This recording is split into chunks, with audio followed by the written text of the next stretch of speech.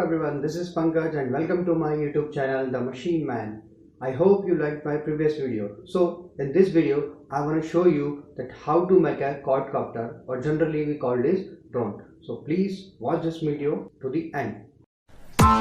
Press the bell icon on the YouTube app and never miss another update. So first of all, let's talk about the all components. As you can see here, first we will need a F450 quadcopter frame, then second landing gears, then third one is FlySky FSI6 transmitter, fourth one is KK 2.1.5 flight controller and A2212 1000 kV brushless motors, then B3 charger for battery and one LiPo battery 11.1 volt, that means lithium polymer battery. Then we need ESCs of 30 ampere ESC, that means electronic speed controller, and then propeller 1045R or 10 inch, it is the size of propeller, that means 10 inch. And then we need soldering iron, solder wire, soldering paste, screwdrivers and wire cutter or plier and cable tie to tie the all wires. जैसे कि आप देख सकते हैं यहाँ पे F450 frame है, unbox कर लिया है। अब जैसे ये देख, और ये सर लोअर बोर्ड है, तो ये फ्रेम है। जो लैंडिंग गियर्स है, लैंडिंग गियर्स इसके साथ में नहीं आता है, मैंने एक्चुअली सेपरेटली ऑर्डर किया था। अब ये जो आप देख रहे हैं ये बॉटम बोर्ड है। अब इसमें जो आप देख सकते हैं यहाँ पे 1 2 3 4 चार अलग अलग पॉइंट्स दिए हुए हैं। वो पॉइंट्स एक्चुअली होते हैं हमारे ESCs को कनेक्ट करने के लिए, और जो ये बॉटम वाला पार्ट देख रहे हैं यहाँ पे, जो ये होता है पावर सोर्स इनपुट के लिए, दैट मीन्स बैटरी के लिए। तो चलिए अब हम अपनी ESC अनपैक करते हैं।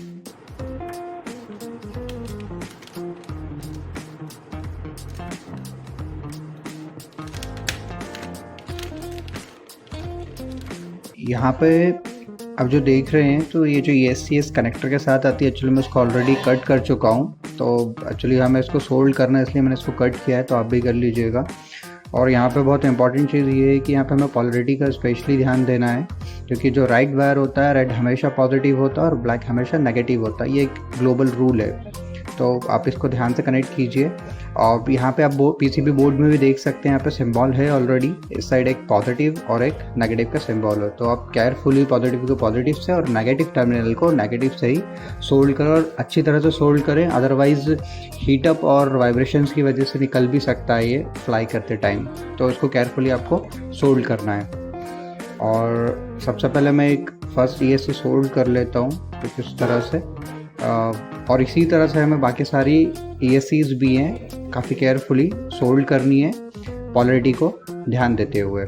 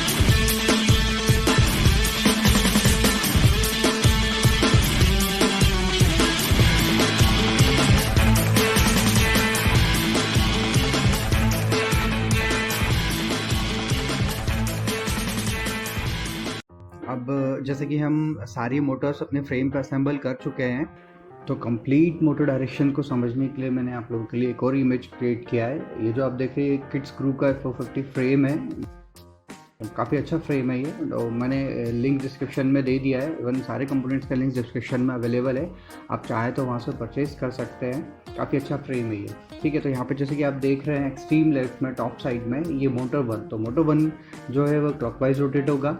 मोटर 2 है वो काउंटर क्लॉकवाइज रोटेट होगा। Then motor 3 clockwise and motor 4 again counter clockwise. यहाँ पे बहुत इंपॉर्टेंट चीज़ ये है कि फ्लाइंग डायरेक्शन जो आपका KK 2.1.5 बोर्ड है उसका फॉरवर्ड डायरेक्शन, फ्लाइंग डायरेक्शन जिस तरह से यहाँ इंडिकेट किया है उस डायरेक्शन में रखना होगा। देन आपको ये मोटर लेआउट फॉलो करना होगा। अब सवाल ये उठता है हम जो डायरेक्शन है वो इस तरह से ही क्यों रखते हैं, एक क्लॉकवाइज तो अपोजिट वाला काउंटर क्लॉकवाइज। समझने के लिए सबसे अच्छा तरीका ये है कि जैसे आप इमेज में देख रहे हैं, आप खड़े होकर एक बार अपने दोनों हाथों को सिर्फ एक डायरेक्शन में रोटेट कीजिए। आप फील करेंगे कि वन साइडेड फोर्स गेन करेगी आपकी बॉडी, अनबैलेंस हो जाएगी आपकी बॉडी। वहीं अगर आप देखेंगे, अगर आपके दोनों हाथ अपोजिट डायरेक्शन में रोटेट करेंगे तो आपके दोनों हाथ जो अपोजिट डायरेक्शन जब रोटेट करते हैं तो जो फोर्स क्रिएट होता है वो एक दूसरे फोर्स को कैंसिल कर देता है ताकि आपकी बॉडी बैलेंस हो जाए।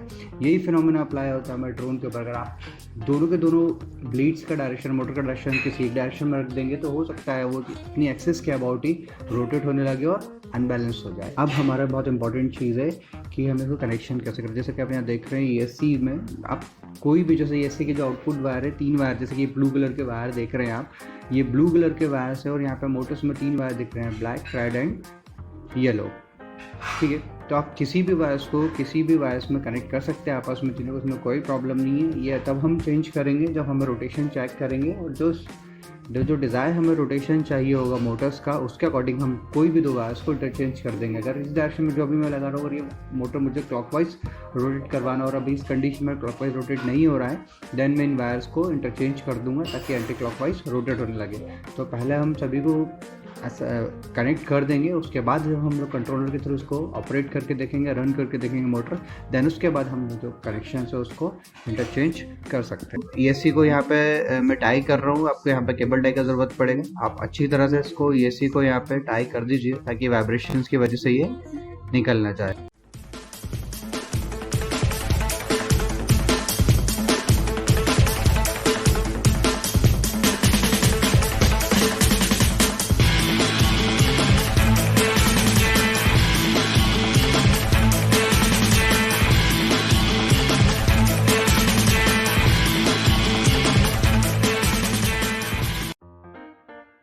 ये है हमारा KK 2.1.5। दूसरा ये बहुत इंपॉर्टेंट चीज़ है, जो आप एरो देख रहे हैं अपसाइड एरो, ये होता है फ्लाइंग डायरेक्शन ऑफ कॉर्ड और फॉरवर्ड डायरेक्शन। दैट मीन्स ये एरो हमेशा उसी डायरेक्शन में रखना है, बोर्ड इस तरह से फिट करना है जिस डायरेक्शन में आपका कॉर्ड कॉप्टर है वो फ्लाई करेगा।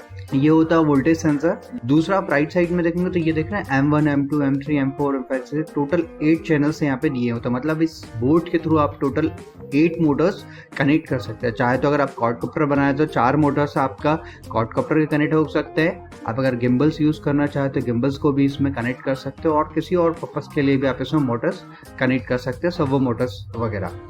यहाँ अगर देखेंगे RX right left hand side में, तो सबसे पहला यहाँ पे देख रहे हैं आप एलेरॉन है, एलिवेटर है, थ्रॉटल है, रडर है, ऑक्सिलरी है। तो ये जो पोर्ट्स होते हैं ये डायरेक्ट आप जो भी ट्रांसमीटर यूज कर रहे हैं उस ट्रांसमीटर का रिसीवर इससे हमें कनेक्ट करना हो। तो यहाँ पे जैसे देख रहे हैं माइनस सिंबल दिया हुआ, देन 5 वोल्ट, दैट मीन्स ये पॉजिटिव है, एंड देन ये सिग्नल। तो यहाँ पे हमेशा बहुत अच्छे से ध्यान रखना है, नेगेटिव है नेगेटिव वायर कनेक्ट करना है, और यहाँ पे जो 5V लिखा हुआ है वहाँ पे हमेशा पॉजिटिव कनेक्शन आएगा। और ये जो एकदम जो बिल्कुल LCD के पास में जो पिन है वो होती है हमारी सिग्नल पिन, ठीक है। देन हम यहाँ पे आते हैं तो यहाँ पे जो आप देख रहे हैं एक्सट्रीम लेफ्ट डाउन में, यह है इन सिस्टम प्रोग्रामिंग ISP हेडर। अगर आपको कभी इसको अपडेट करना हो, इसका फर्मवेयर अपडेट करना हो, USB केबल कनेक्ट करके अपने सिस्टम से पर्टिकुलर सॉफ्ट के थ्रू आप इसको अपडेट कर सकते हैं। नीचे आप देख रहे हैं ये बटन्स दिए हुए 4 बटन। एक्चुअली क्या होता है कि इस बोर्ड की सबसे अच्छी बात ये है कि हम हमें इसको प्रोग्राम करने के लिए, सेटिंग्स चेंज करने के लिए बार बार आपको कंप्यूटर से कनेक्ट नहीं करना होगा। आप डायरेक्ट इनबिल्ट एलसीडीज है उसी से कंट्रोल कर सकते हैं। तो अब कुछ इस तरह से हमें अपना बोर्ड यहाँ पे पुट करना है। एक चीज ध्यान दीजिएगा कि आप या तो डबल टेप का यूज करें क्लियर, अदरवाइज कोई भी इंसुलेटेड मटेरियल लाइक कार्डबोर्ड वगैरह रखने के बाद ही आप अपने बोर्ड को सेटअप कीजिए और इस तरह से टाई कर दीजिए। डायरेक्ट बोर्ड को कभी भी अपर प्लेट पे हमें फिट नहीं करना है। तो चलिए अब हम यहाँ सभी एसीज की सिग्नल पिंस को अपने फ्लाइट कंट्रोल से कनेक्ट करते हैं। तो सबसे पहले हमें जो फर्स्ट मोटर है, इस फर्स्ट मोटर का एसी को अपने बोर्ड के फर्स्ट नंबर के पिन से कनेक्ट करूंगा। यहाँ पे स्पेशली अब आपको ध्यान देना है कि इस पिन में जो आप देख रहे हैं राइट कलर है वो पॉजिटिव के लिए, black one is for negative, and जो येलो कलर सिग्नल पिंस के लिए। तो यहाँ पे आप पोलैरिटी का अच्छे से ध्यान रखिए। सेकंड जो मोटर है हमारा, सेकंड मोटर का जो एसी है वो हमारे बोर्ड के सेकंड नंबर ऑफ पिन से कनेक्ट होगा। राइट कलर है वो पॉजिटिव के लिए, black one is for negative, and जो येलो कलर है वो येलो कलर होता है सिग्नल पिंस के लिए। देन थर्ड जो मोटर है यहाँ पे जो हम देख रहे हैं, तो थर्ड मोटर का जो एसी का सिग्नल्स वायर है वो हम अपने बोर्ड के थर्ड पिन से कनेक्ट करेंगे।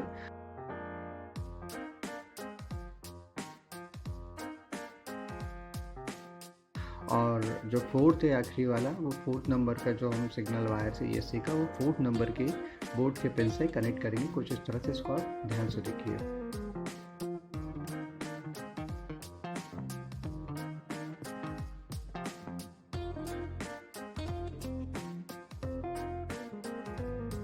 तो चलिए अब हम यहाँ पे अपना ट्रांसमीटर ओपन कर लेते हैं। तो ये है हमारा FSI 6 ट्रांसमीटर है ये, और देखिए इसके साथ में और क्या क्या मिलता है हमें। काफ़ी अच्छा, काफ़ी पॉपुलर है ये। अगर हम बैक साइड में देखें तो यहाँ पे 4 AA बैटरीज लगती है, और यहाँ पे एक पोर्ट दिया हुआ है आपको USB से कनेक्ट करने के लिए अपने सिस्टम के थ्रू, अगर आपको फर्मवेयर अपडेट करना हो इसका। तो यहाँ पे एक CD मिलती है आपको इसके साथ में, जिसमें इसका मैनुअल होता है। तो ये एक बहुत इंपॉर्टेंट चीज़ है। ये होता है हमारे ट्रांसमीटर का रिसीवर। ये एक्चुअली जो आप ट्रांसमीटर से जो भी आप कमांड देते हैं, जो भी आप कंट्रोलर्स मूव करते हैं, स्टिक प्रेस करते हैं, तो ये उसका ट्रांसमीटर से सिग्नल फ्लाइट कंट्रोलर तक पहुंचाता है। तो ये हमें फ्लाइट कंट्रोलर के साथ कनेक्ट करना होता है हमारे कॉर्ड के ऊपर। अब हम यहाँ देखते हैं तो ये होता है हमारा बाइंडिंग केबल। जी हाँ, मैं आगे चल के बताऊँगा कि बाइंडिंग केबल किस यूज़ में आता है। ये भी काफ़ी काम की चीज़ है। फिर यहाँ पे हम देखेंगे तो यहाँ पे कुछ जंपर वायर्स मिलते हैं। इन्हीं के थ्रू हमें अपने रिसीवर को फ्लाइट कंट्रोलर से कनेक्ट करना होता है।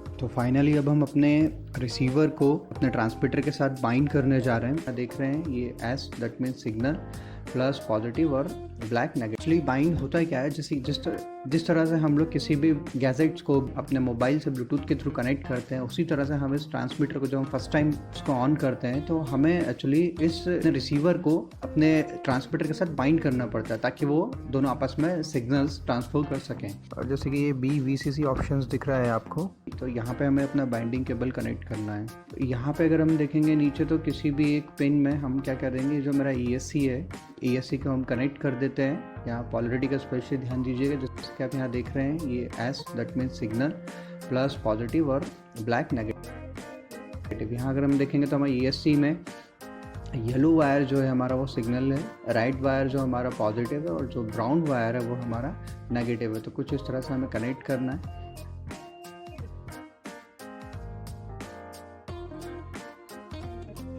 अब जब हम कनेक्ट कर लेंगे तो कनेक्ट करने के बाद हमें अब अपना बैटरी को ऑन करना है, स्विच ऑन करना है। आप चाहे तो डायरेक्ट भी कनेक्ट कर सकते हैं बैटरी से। यहाँ पे जैसे कि देख रहे हैं आप, यहाँ पे लाइट LED ब्लिंक कर रहा है जैसे मैंने स्विच ऑन किया है। तो यहाँ पे अब यहाँ पे देखिए हमें क्या करना है, लेफ्ट हैंड साइड में यहाँ पे एक ब्लैक कलर का बाइंड बटन है, तो इस बाइंड स्विच को प्रेस करके रखना है। पैरेलली हमें इसके रिमोट कंट्रोल का स्विच ऑन करना है।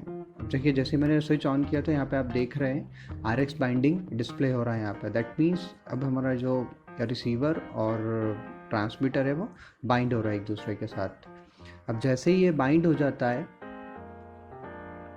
तो देखिए यहाँ पे डिस्प्ले में सिर्फ TX का सिंबल था, अब यहाँ पे RX का भी सिंबल आ रहा है।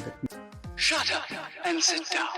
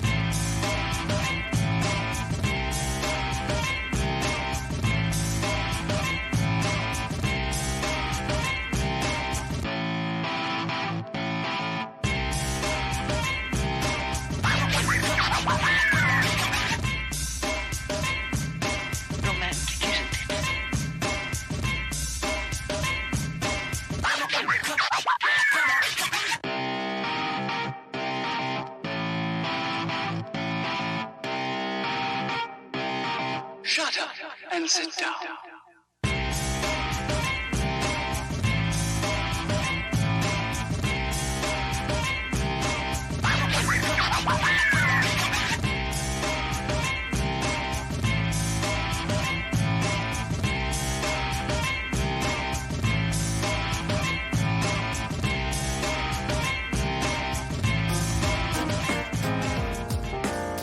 तो अब हम यहाँ पे SCC कैलिब्रेशन करने वाले हैं। SCC कैलिब्रेशन करने से पहले ये चीज़ बहुत इंपॉर्टेंट है कि आपका ड्रोन आपके कॉर्ड का एक फ्लैट सरफेस पे होना बहुत ज़रूरी है। अगर आप फ्लैट सरफेस पे रख के SCC कैलिब्रेशन नहीं करते, अगर वो ज़रूरत से ज़्यादा किसी भी एक एंगल पे टिल्टेड होगा तो जब हम फ्लाई करेंगे कॉर्ड को तो वहाँ पे हमें एक स्टेबल फ्लाइट नहीं मिल पाएगी। इसके लिए आप चाहें तो स्प्रिट लेवल का भी यूज़ कर सकते हैं और उसी के बाद हम SCC कैलिब्रेशन करेंगे।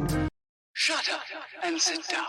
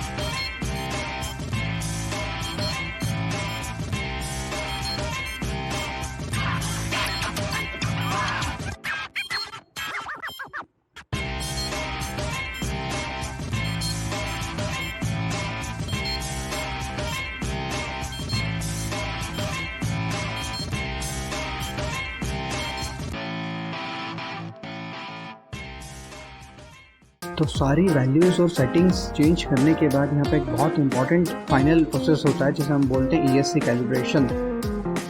अगर आप ESC कैलिब्रेशन करना भूल गए तो हो सकता है आपकी सभी के सभी ESC सेम वैल्यू पर वर्क ना करें या सेम थ्रोटल्स ना दे पाए मोटर्स के, या सेम RPM पे आपकी मोटर्स रोटेट ना हो पाए। ये प्रॉब्लम हो सकती है अगर आपने ESC कैलिब्रेशन नहीं किया है। तो बहुत इंपॉर्टेंट प्रोसेस है, तो इसे ज़रूर करना है।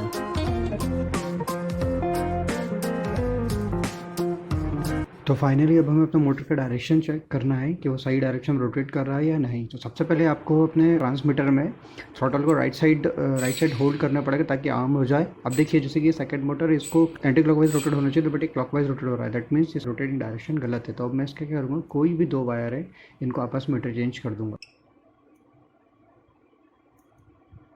अब हम ट्राई करते देखिए, अब ये बिल्कुल करेक्ट डायरेक्शन में रोटेट हो रहा है एंटी क्लॉकवाइज। ठीक है, फर्स्ट मोटर क्लॉकवाइज रोटेट होना चाहिए, ये सही है। थर्ड मोटर भी क्लॉकवाइज रोटेट होना चाहिए, तो इसका डायरेक्शन भी सही है। और जो फोर्थ मोटर है इसको एंटी क्लॉकवाइज रोटेट होना चाहिए, तो ये भी सही है। Shut up and sit down. बात आती है प्रॉपेलर की, तो ध्यान दीजिएगा प्रॉपेलर में हमें बुलेट्स भी लगाने होते हैं। ये बुलेट्स हमारी मोटर्स के साथ ही आते हैं, और यहाँ पे जो पेज है ये आपको इसमें पैकेट के साथ ही मिलेगा। ये आपके शाफ्ट जो मोटर्स के शाफ्ट डायमीटर होता है उसके अकॉर्डिंग आपको चूज़ करना होता है, और ये आपके प्रॉपेलर में फिट हो जाता है। अब देखिए इस तरह से हमें इसको प्रॉपेलर को मोटर की शाफ्ट पे फिट करना है।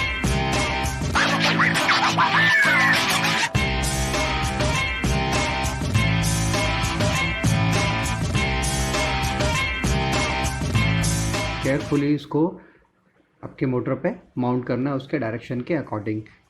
आप पहचानेंगे कैसे, आपको देखना ये है कि जो साइड प्रिंटेड होता है, जैसे कि आप देखेंगे प्रॉपेलर के ऊपर कुछ डायमेंशंस कुछ प्रिंट होते हैं, तो वो हमेशा अप डायरेक्शन में ही होना चाहिए।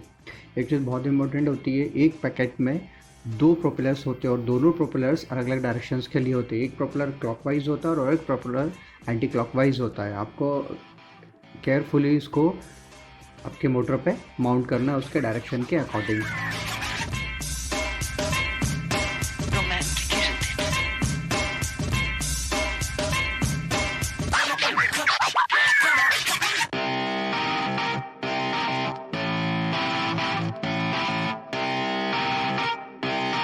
Shut up and sit down.